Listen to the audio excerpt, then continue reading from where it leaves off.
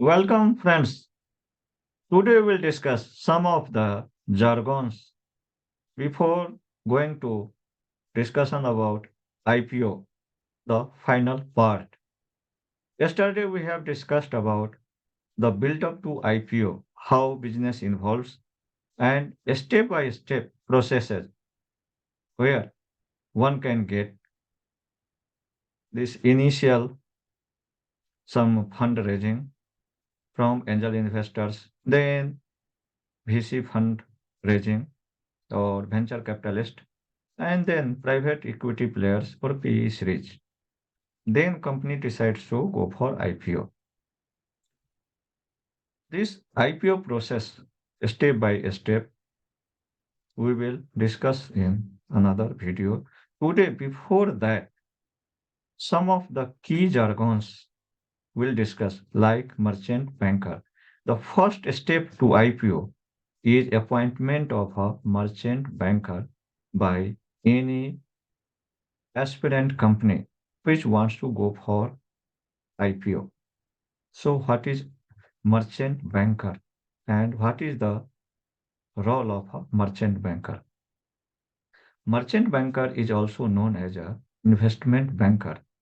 Merchant banker actually is a banker or we can say a agency which overlooks end to end for launching a IPO, closely works with a company, understands every aspect of the company, do due diligence and all legal compliances, everything, whatever required to launch a IPO, they do everything, all role associated with this merchant banker. We can say a specialized agency. It work like a specialized agency which helps a company to launch or go for IPO. Till the listing, their role are there. So, what are the main functions of a merchant banker?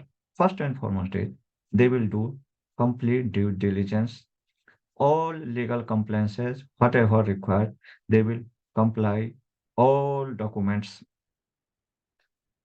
everything will be there and submit to SEBI. They also prepare DRHP, draft red herring prospectus, where every detail of a company is provided. His role is also to get final approved RHP, red herring prospectus. So we'll now understand what is the DRHP and RHP also. Before going there, they also underwrite shares, arrive at a price band. It is merchant banker role to decide what price band or IPO should be launched. So they decide also a price band. For example, if any company want to go for IPO and fix a price band 550 to 560. So this is a price band. On that band, it is launched. Another thing is for marketing purposes, they can give advertisement on newspaper, TV channels, visuals, or digital media, even roadshow, so whatever required for a successful IPO, they will do every marketing thing. All is responsibility of merchant banker. Another main responsibility is appointment of other intermediaries for IPO, like bankers, registrars, these different advertising agencies. So all roles vested with merchant banker. And of course, end-to-end service, everything is with merchant banker. Second thing is DRHP. So what is DRHP? DRHP is nothing but a draft red herring prospectus. Any company want to go for IPO, merchant banker prepares complete biodata, we can say, complete details of a company, which should be in public domain so that public can go through, understand whether this company, this company IPO should be subscribed or not. So this complete detail of a company is draft red herring prospectus.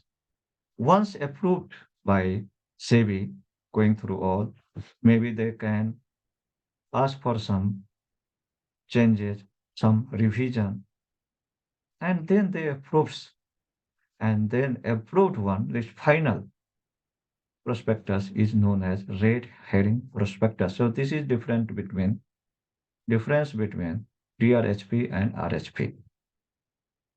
In DRHP, estimated size of IPO is provided. So what will be the estimated size? Every detail will be there. Estimated number of shares. Why the company wants to go public? Purpose of going public. Of course, most of the company goes for is capex or capital expenditure requirements, debt management. So they have to give the purpose of going to public. And once fund received from IPO, how they will utilize, what is the roadmap with timeline. Within that timeline, they will utilize the fund. Everything should be in DRHP. Only then SEBI will audit everything, see, go through all this, scrutinize everything before giving final approval. Of course, they will have to provide business description with revenue model, expenditure. So everything should be in DRHP. Another thing is financial details. It is very much crucial. Complete financial details should be there, like profit and loss account, balance sheet, cash flow, all things should be there. Another thing is management discussion and analysis. How management see the company going forward, what will be the risk associated, what company can do in future, everything should be there. Of course, this risk involved should be a complete chapter. How company can be impacted in future, what are the risk management sees in future. Of course, this management details and their background should also be there in data spreadsheet. So we can say in simple words, the complete details of company is provided in DRHP or draft red herring prospectus.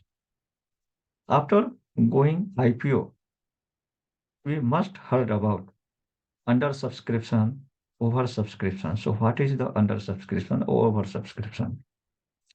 Suppose a company goes for IPO and want to allot 1 lakh shares to public. But public subscribed or applied for only 90,000. In that case, IPO is not fully subscribed, less subscribed. So whenever there is less subscription or application for IPO, it is known as under subscription.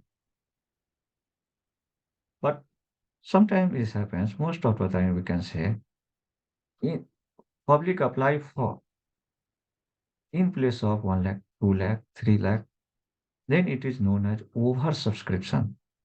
And oversubscription as 2x, 3x. How much more public have subscribed or applied for that very IPO, then that will be oversubscription 2x, 3x, or maybe 5x or any number. Another thing is green shoe option. Whenever oversubscription happens, then company have authority to allot some more shares up to 15%.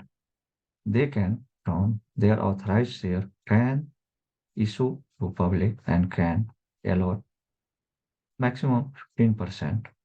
So this option is green shoe option that is also described during filing for IPO to SEBI. Another is fixed price issue, IPO.